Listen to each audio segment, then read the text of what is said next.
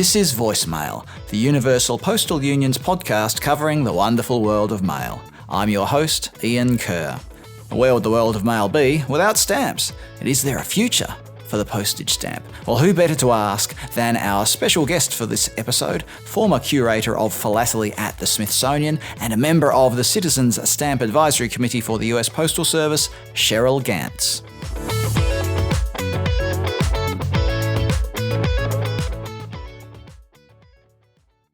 Joining me on the line is Cheryl Ganz. Cheryl is the former curator of Philately at the Smithsonian and is a member of the Citizens Stamp Advisory Committee. Cheryl, I feel like I have to ask you before we get into all the stuff about the Smithsonian, which is what we're really going to talk about today in Philately. What is the Citizens Stamp Advisory Committee? It sounds like something out of Star Trek or something like that. What's it really do, though? Well, we're the organization or the committee that picks subjects for postage stamps and approves designs. And we do this based on input from the general public in the United States. So we assist the post office in ensuring that the postage stamps reflect the identity of the country and the people. So that's part of the US Postal Service's operations. I suppose that's a nice segue to ask you about stamp collecting itself and how you came to be a stamp collector. Because not just somebody one day appointed you chief curator of the Philately at the Smithsonian just on a whim. You clearly had a background in Philately. So what started it all? Most children collect things, and I did too. I collected, or maybe a better word is accumulated, stamps and coins and seashells. And my grandparents started sending me postcards when I was 6 years old. And this interested me in both the stamps and the postcards.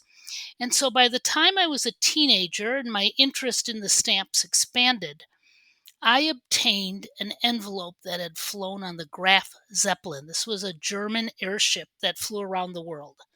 And when I held that in my hands, I was hooked for life. I could completely identify with that, accumulating things as a child. I had a coin collection, but it never went any further than that. But it did inspire my love of travel, which is a whole other story, which we're not going to go into today, Cheryl, and all the listeners will be pleased to hear that. But if we turn now to the idea of a postal museum, lots of different countries have their own postal museum, but what is the role of a postal museum? Well, there are well over 100 postal museums, and many of them are just a room at the postal headquarters or in a post office, and they're to instill pride in the history of the post office for their employees. But there are other postal museums, and often museums of communication, that are meant to teach the general public about the importance and history of the post. And those museums seek to tell good stories that will educate, but also make it fun. Because when you look at the demographic, families go to museums. And so they want to have a good time. And if they do, they'll go back and tell other people, be sure to go there. And so it's a challenge to make a postal museum, not just for stamp collectors. They're going to love it anyhow. Make a postal museum that can excite the public, connect with their lives, and make it an adventure. And that almost sounds like a grander philosophy of museums in general. They can either be just a collection of rocks or something that will inspire people. Is it the same sort of theory? Well, it is the same kind of theory, but the way I see a postal museum, because we can take any subject and cover it through postage stamps. So these postage stamps are wonderful little windows into the history, the people, and the global cultures that make our world so exciting. Now, I want to come back to the idea of stamps as a symbol or a token of global culture later on. Now, let's just talk about how you came to be the chief curator there of Philately at the Smithsonian. What happened between the young Cheryl collecting stamps and adult Cheryl taking over at the Smithsonian? Well, For many of us, life is a journey with twists and turns that we never expect. And so I remained a stamp collector and a postal history collector all my life, but I was also a lover of art and history, and those were the two things I studied in college. And when I got my PhD in history, I applied for the job at the Smithsonian, and the reason I could qualify is to be a curator, you need subject expertise. Well, I had that as the collector. But you also need to be able to put the subject matter in context and tell good stories. And I had that because I was a historian. So I'm one of the few people who could turn my avocation into my vocation, and it made for a glorious career. Coming back to this idea of what a postal museum is, what was the situation at the Smithsonian when you took on the role? Well, when I first got there, the stamps were in a very small room. We had another room where we could put a special exhibit, but the stamp room had frames of exhibits of pages, just like they were removed from a stamp album. And that means you had the countries alphabetical, and within each country, the stamps were shown chronological.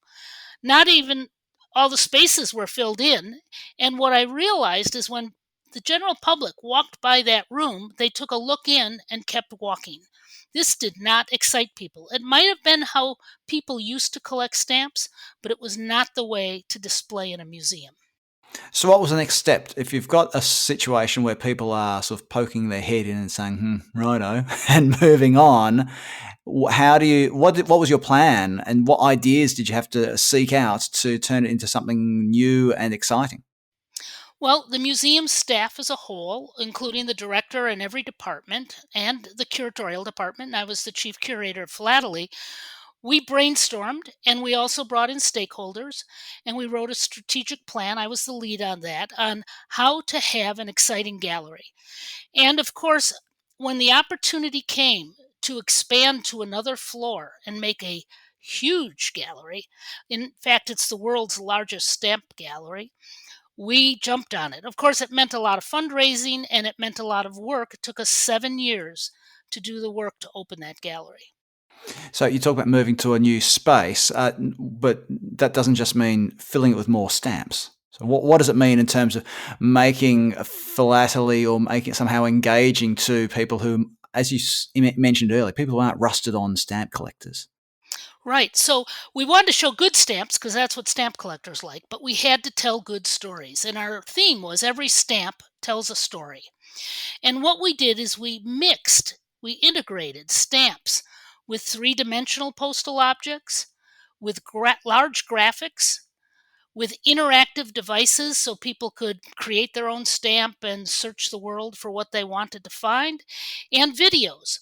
So we made it a very dynamic space and a fun space with 7 different galleries. And each gallery had a different theme, but it also had a different style of display so that different kinds of learners could always find something. There was something there for everyone. I guess part of the thing about philately, about stamp collecting, is that for many years its demise has been predicted. People saying, "Oh, young people aren't interested in that anymore," and yet young people still start collecting stamps. So how do you create something that will engage with a generation of digital natives when it comes to presenting stamp collecting in a museum setting? Well, it's true. There might be not as many collectors today in the world as there once was. But what I find is those collectors are more specialized and more passionate. So when you have children, they collect generally between the age of 6 and 10. They collect something. And those who are exposed to stamps might come back to them later in life. But you don't have to do it from childhood. Many people enter the hobby in their middle years as a stress buster from a hard job, or as a social activity, or as just something to escape from the world. A lot of people collect according to their heritage, to their travels, to their work. And so we actually find that because of the pandemic, the hobby has grown People who were isolated at home were looking for new ways to learn about geography and history and expand their activities, but doing it at a home setting. And Zoom and the internet and online auctions and clubs online have actually expanded how people can network with each other. We're hoping that the younger generation, they're very much a DIY, do it yourself group, and they love graphics and visuals. Well, this is a hobby where you do it yourself, you create your own scope, and it's nothing but visuals, and they tell great stories. Now, you mentioned with the pandemic that there's been a lot more of a digital interaction between stamp collectors, stamp vendors, and all of that. What about digital interactions with a museum? Well, museums have been shown to be one of the most authoritative sites online. And so while museums draw a good audience, at the Smithsonian, we draw more people online than we do on the floor. And this is because we can draw all over the world. If you have a good website where people can find your topics because of what you've done and you have good content and plenty of it, it's amazing the interactions you get online. So it's kind of like it's bringing the world to the museum without having to get on an aeroplane. Something like that. So, do you think that this is part of the future of stamp collecting as well? Is that there is a digital future for I nearly said for the art form, for the pastime, that this becomes an integral part of, first of all, the hobby of collecting, and then how you interact with others, and even then the future of museums with a philatelic exhibit. I think the pandemic has given us a gift in that we have learned that in order to do outreach, you have to do digital. And we're not going back. The world is never going to go back. It's an exciting world out there. You need the on site objects, you need to touch and feel the real thing and learn from it. But if you want to reach new audiences and you want to excite the world, you have to go online. Now let's talk about the future of the postage stamp. What is the postage? Well, I suppose I'll ask the question: is the postage stamp still relevant? It's a good question, and many people ask that. I think the stamps will continue to sell as long as people buy them and use them. So, in general, first class mail is down, which means maybe not as many people are buying stamps and putting them on envelopes. At the same time, people still send postcards, greeting cards for holidays and birthdays. And when people go into a post office and pick out that stamp to put on those envelopes, when they send that letter, the first thing that person sees is that stamp, and it has a message to begin with before they even open it. I think as long as people get excited opening their mailbox, and that still happens to this day, we reach every member of the community through the mailbox.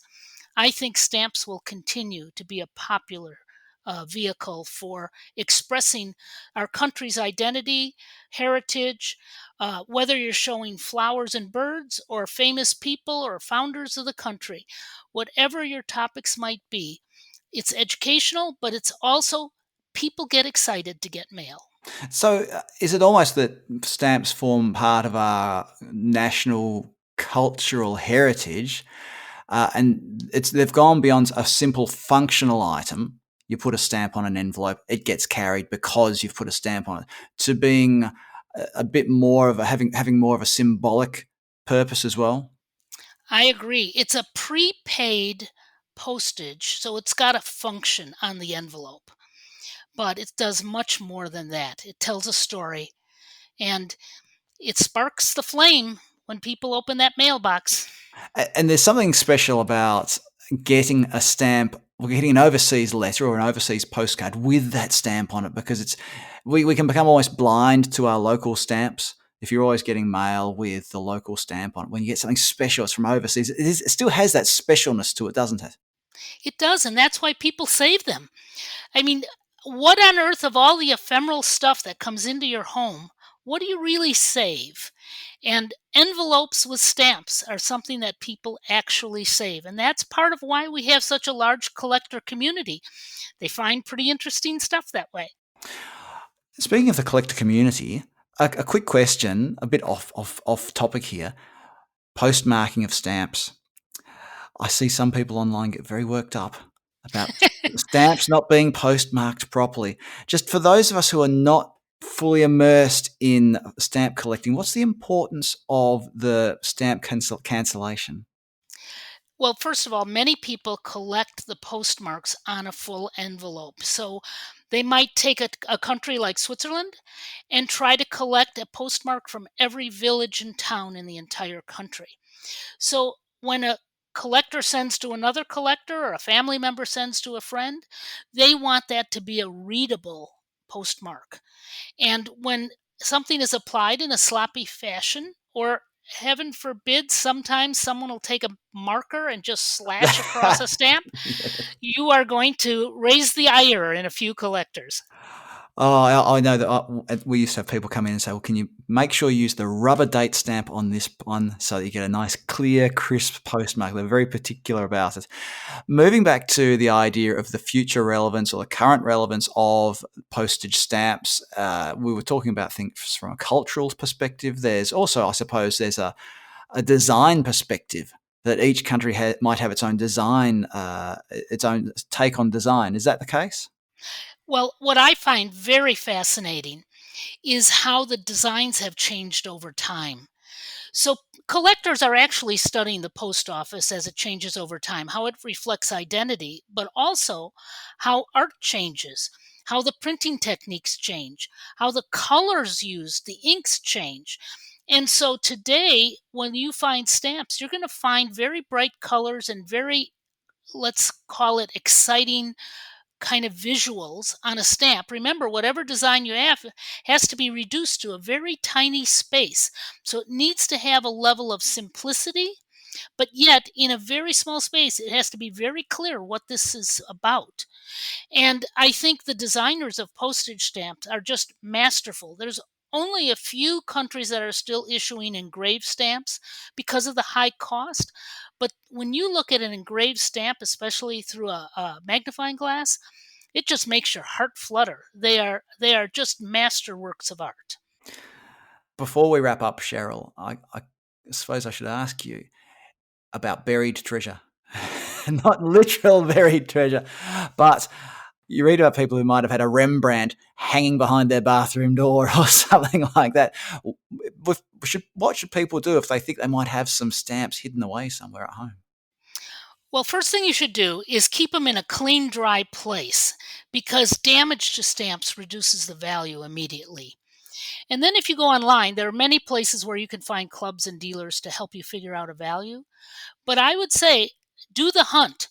Right now in June this year, there's going to be one of the most valuable stamps in the world auctioned off for many millions of dollars.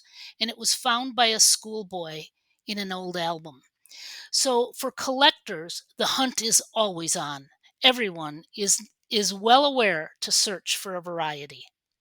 Now, this rare stamp that's going up for auction, what is it? It's a British Guiana stamp, and there's only one known. And it's been owned by very famous people. Currently, the current owner seller is Stuart Weissman, who was a shoe designer and magnate. And it's been displayed and gotten great press. And it's actually wonderful for the hobby when something like this happens and so many people have a raised consciousness of how stamps can be something that they never thought of before. Like a Rembrandt painting, when you have something bring tens of millions of dollars, it catches attention. Well, I've checked behind my bathroom door and there's nothing interesting there. I'm not sure I've got any stamps from British Guinea or anywhere particularly interesting knocking around the house. But there we go. Philately, it is an enduring pastime, that's for sure, and the enthusiasm of stamp collectors can't be doubted. And I know that postal operators all over the world love their stamp collectors and are always trying to find new and interesting ways to engage with stamp collectors. Cheryl Ganz, former curator of philately at the Smithsonian, thank you very much for joining us on the UPU's Voicemail podcast. Thank you. You've been listening to Voicemail, the official podcast of the Universal Postal Union. Subscribe to the podcast on your favourite podcast platform and you'll get each episode downloaded to the device of your choosing as it's released. My thanks to the team at the UPU for their help putting together this episode. I'm your host, Ian Kerr, and I look forward to your company next time on Voicemail, the podcast of the UPU.